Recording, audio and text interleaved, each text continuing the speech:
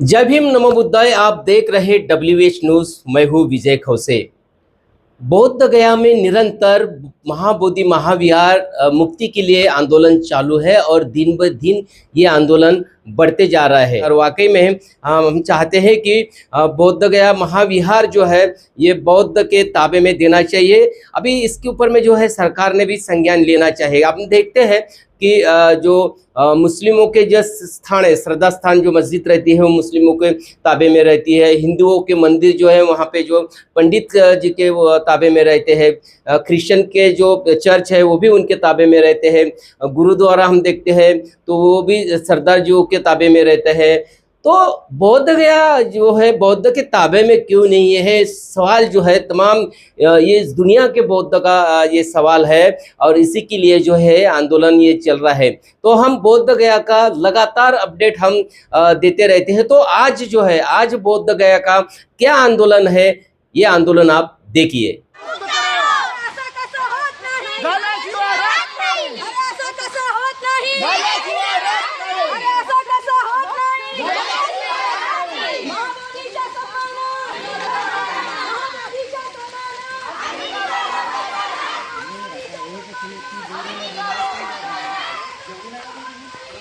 लेकिन मुझे दुख यह होता है कि तथागत बुद्ध के काल में सबसे ज्यादा क्रांति अगर कहीं से हुई है तो महिलाओं के द्वारा हुई है। लिख लीजिए, आप पढ़ लीजिए, कोई किताब उठा लीजिए, महिला इस देश में गुलाम नहीं थी तथागत बुद्ध के काल में। जिस तरह आज आप लोग छुपते हैं, आज गांवों में पीछे रहते हैं कि पहले हमें नहीं जाना है, पहले पुरुषों को जाना है, इस तरह का कारवा तथागत बुद्ध के इसमें नहीं था। और उसी तथागत बुद्ध के इसमें जो समता, बंधुता, न्याय, स्वतंत्रता, ये जो सिद्धांत था, यही सिद्धांत हमारे बाबा साहब ने पढ़ा और उसे संविधान में लागू किया है। और जिस बाबा साहब ने बुद्ध धम्म की दीक्षा देके हमें धम्म का आचरण दिया, एक अच्छा जीवन दिया, मानवता दी, हमको मानव बनाया एक तरह से। हमको कोई पानी नहीं पीने देता था, गांव से भगा देते थे। अपने पुरखों से पूछो, अपने पुरखों से पूछो कि हमारी इज्जत क्या थी, महिला की इज्जत क्या थी। कपड़े नहीं पहनने देते थे। बाबा साहब ने पहले ही अधिवेशन में महिलाओं को कहा कि पूरे कपड़े पहन के आया करो, पैसे एक रोटी कम खाओ चलेगा, लेकिन पढ़ाओ और अपना स्तन कपड़े पहनो। ये क्यों बोला कि हमारे महिलाओं की इज्जतें हो? क्यों? क्योंकि तथागत बुद्ध के काल में महिलाओं ने ही क्रांति की है। तो जब ये महिलाएं सबल होगी, जब ये महिलाओं का रियल में विकास होगा, जब ये महिलाएं शिक्षित होगी तो अंधश्रद्धा से दूर जाएगी। अंधश्रद्धा से दूर जाएगी तो रियल में मानवता का कार्य करेगी। आज जैसे हम लोग देखते हैं हर जगह पे केवल एक बाबा के नाम पे लाखों लोगों की भीड़ लगा दी जाते हैं, उसमें सबसे ज्यादा महिलाएं दिखाई देती है। अच्छे से देख लीजिए आप। तो वो हमको इसी भारत में, तथागत बुद्ध के भारत में, वहां पे फिर से महिलाएं हमारे अंडर में गुलाम है, ये दिखा रहे, जबकि भारत में लागू संविधान है। मतलब वो हमको बता रहे भारत में महिला गुलाम है, जबकि हमारे तमाम महापुरुषों ने अपने जीवन की बलियां दी एक तरह से महिलाओं को गुलामी से निकालने के लिए। हमको शिक्षा का अधिकार नहीं था, महात्मा फुले, माता सावित्री ने अपना जीवन त्याग दिया। वो शिक्षा का त्याग हमेशा कायम रहे, इसलिए बाबा साहब ने आर्टिकल 21 में शिक्षा का प्रावधान किया कि हर बच्चे को 14 साल। हमारे अंदर का डर गया क्या? हमारे घर का अज्ञान गया क्या? अगर हमारे अंदर का डर और अज्ञान नहीं गया तो हम बुद्धिस्ट नहीं बने। एक में आजकल सब लोग समाज में बोलते हैं कि बेटे अच्छे नहीं है, आजकल बेटे माँ को, माँ बाप को इज्जत नहीं दे रहे, घर से निकाल दे रहे। अरे तो क्यों दे आपको इज्जत? मैं पूछती हूँ, क्या आप अपने बाप को इज्जत दे रहे हो क्या, जिसने पूरा अपना जीवन दिया? क्या आप अपने बाप को इज्जत दे रहे हो क्या? उसके नाम पे आपको जीवन मिला, उसके नाम के आपके महिलाओं को कपड़े मिले, आपके बच्चों को शिक्षा मिल रही, आपने नहीं दिया। अगर ऐसा शिक्षा देने का प्रावधान पहले होता तो बाबा साहब को घर स्कूल के बाहर बैठ के पढ़ना पड़ा रहता? नहीं पढ़ना पड़ा रहता। सही बात है ना? उनका बाप तो कौन था? सूबेदार था। सूबेदार के बेटे को गांव के बाहर बैठा रहे, सूबेदार के बेटे को स्कूल के बाहर बैठा रहे, उसको बंडी में नहीं बैठने दे रहे। तो आप सच में हम कहते होते काम करने की क्या आपका ऐसा वक्त पर बात? वो आपके लोग इन पहले बच्चों को मारते। ताकि हमारे पास ऐसे धष्ट पुष्ट रहे, ताकि हम अपनी बुद्धियां चला पाए या हमारे संस्कृति का या हमारे समाज का विकास कर पाए। तो ये तमाम जो चीजें हमारे बाप ने त्याग और परिश्रम से हमको दी है, और इसीलिए तमाम महिलाओं को सबसे पहले रास्तों पे निकलने की जरूरत है। जब तक हम अपने पढ़ाई का, बहुत पढ़ा लिखा है इसका अर्थ ये नहीं कि उसने बहुत कुछ कमा लिया, आखिर खा के भी मरना ही है। खाना खाने के लिए कमा रहे हो, कमाओगे, खाओगे, फिर भी मर जाओगे, लेकिन कोई पूछेगा नहीं। लेकिन वही खा के कमा के अगर समाज के लिए भी कुछ करते हो तो समाज भी जिएगा, आप भी जिएंगे, है ना? आप भी जिएंगे, समाज भी जिएगा। बाबा साहब का क्या नारा है? बाबा साहब का नाम है शिक्षित करो, शिक्षित करो, संगठित करो। करने के लिए कहा है, खुद केवल बनने के लिए नहीं कहा है। देखिए, नारा लोगों को जानकारी नहीं आ रहा है बराबर से। क्या काम है? शिक्षित करना है। हम शिक्षित करने आए हैं। क्यों? क्योंकि बुद्ध गया की लड़ाई युद्ध है एक तरह से। हम नहीं चाहते कि 2018 में भीमा कोरेगांव में जैसा हुआ पुनः वो हमारे लोगों के साथ वहां किया जाए। जिस तरह की चालाकी चल रही है उससे पता चलता है उनके लोग चालाक होते हैं, धूर्त होते हैं कि वो लोग क्या करना चाहते, क्या करवाना चाहते हैं। और इसीलिए मेरे तमाम बहनों से मेरी रिक्वेस्ट है कि हमको केवल ये महाबोधि विहार में लोग इमोशनली बुला रहे हैं कि चलो बोध गया, पर मैंने ऐसा नारा नहीं दिया। मैंने कहा मैं हर गांव जाऊंगी, हर लोगों को समझाऊंगी और बताऊंगी कि हमको चलना तो है, लेकिन हमको प्लानिंग से चलना पड़ेगा, क्योंकि वो धीरे धीरे युद्ध भूमि बनते जा रही है। जैसे भीमा कोरेगांव में हुआ था, 10 लाख लोग उसके हम आई विटनेस हैं। जब भीमा कोरेगांव 2018 में दंगा कराने की कोशिश हुई, हजारों महिलाओं को हम लोग पैदल लेके डायरेक्शन देके चले, नहीं तो उसी वक्त उन लोगों के ऊपर अटैक हो सकता था। सब जगह पुलिस, सब कुछ लगा के रखा गया था, रास्तों पे अंधेरा था। हमारे लाखों लोगों को मारने का प्लानिंग करते हैं ये लोग। ऐसे में हम अपने महिलाओं को कैसे वहां पे तुरंत भेज दे? हम लोग भेजेंगे नहीं, लेके जाएंगे। भेजना और लेके जाने में फर्क होता है। लेके जाना यानी उसके सुरक्षा का जिम्मा लेना होता है कि इनकी सुरक्षा हमारी जिम्मेदारी है, और भेजना यानी तुम तुम्हारी जिम्मेदारी से जाओ, जियो मरो, हमको लेन देन नहीं, हमको तो केवल दिखावा करना है, वैसा नहीं करना है। और इस बार तीसरे बार ये लड़ाई चालू हुई है। 2 बार तो हम लोग बच्चे थे, हमको क्या मालूम कि ये लड़ाई क्या होती है, लेकिन पिछले 10 सालों में हम लोग इतने सामाजिक प्रबल हुए हैं। हम लोग अपने समाज को तथा उनके समाज को तथा संविधान और उसको पढ़ते हैं, जिसके कारण हमें जानकारी अवगत हुई है कि अगर हमको जाना है तो हमें चरणबद्ध तरीके से जाना पड़ेगा। तो इसीलिए हमारे जो राकेश उरकुड़े जी है, ये हर गांव में जाके उसकी प्रचार प्रसार कर रहे हैं और वहां कमेटी गठित कर रहे हैं कि 50 लोग अगर किसी गांव से जाएंगे, जैसे बथुड़ा है, यहाँ से 50 महिलाएं आपकी जा रही है, और 50 में 5 जो महिलाएं रहेंगी इसके पास फोन होते हैं, है ना, और जो थोड़ी जानकार है उन महिलाएं, मतलब कोई भी 5 महिलाएं 50 में की वो संविधान संरक्षण समिति की मेंबर होगी, वो डायरेक्टली जुड़ी होंगी हमारे कॉन्टेक्ट से।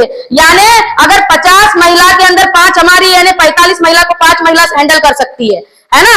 अगर समझो वहां जाके कुछ भी ऐसा होता है वो तुरंत जानकारी हम तक अवगत होंगी, और उसकी जिम्मेदारी फिर हमारी है कि हमारे महिलाओं को हमको सुरक्षित करना है। तो क्योंकि हमको केवल भेजना नहीं है, वापस भी लाना है जीत कर, है ना।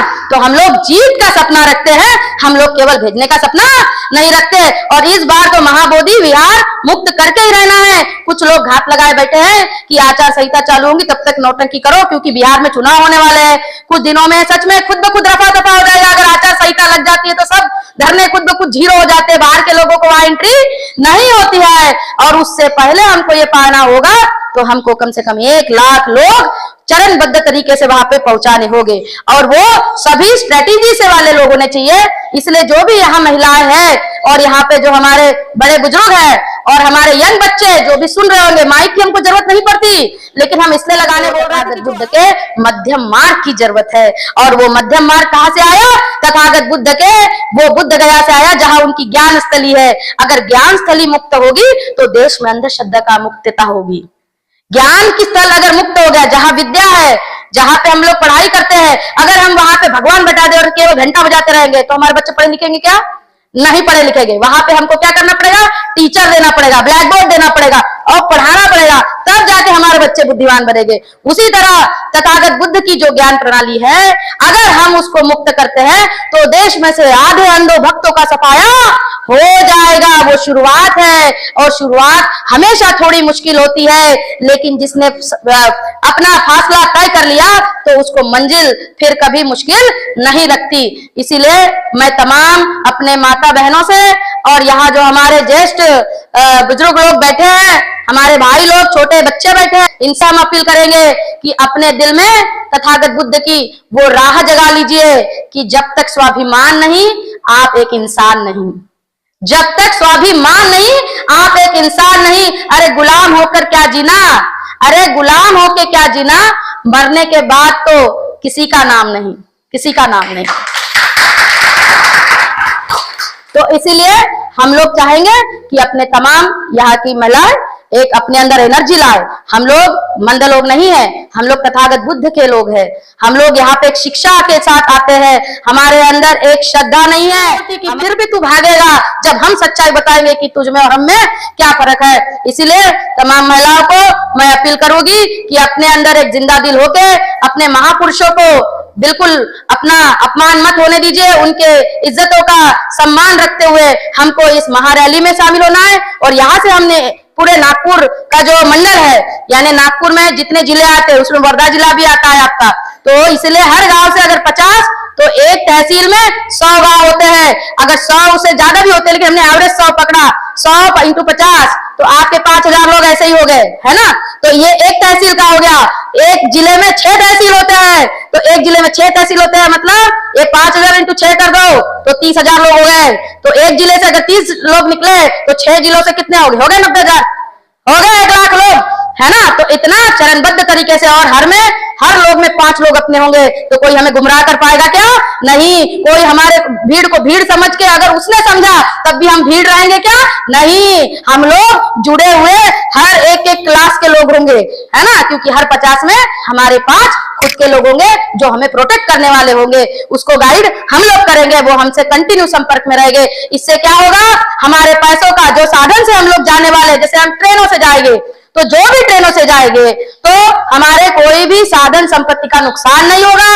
दूसरी बात, अगर हम वहां पहुंचते भी है तो वहां पे तो वैसे भी हमारे लोगों का ये करे, तो जो हम लोग धम्म का दान इस बार जो 14 अप्रैल हम लोग करने वाले हैं, उस 14 अप्रैल के पैसे को हमको डीजे बीचे में खर्च नहीं करना है। इसलिए मैं कह रही हूँ कि महिलाओं को आगे आना पड़ेगा और महिलाओं को अपने हक अधिकारों के लिए लड़ने के लिए बताना पड़ेगा कि इस बार 14 अप्रैल के बाद हमको कहाँ पहुंचना है?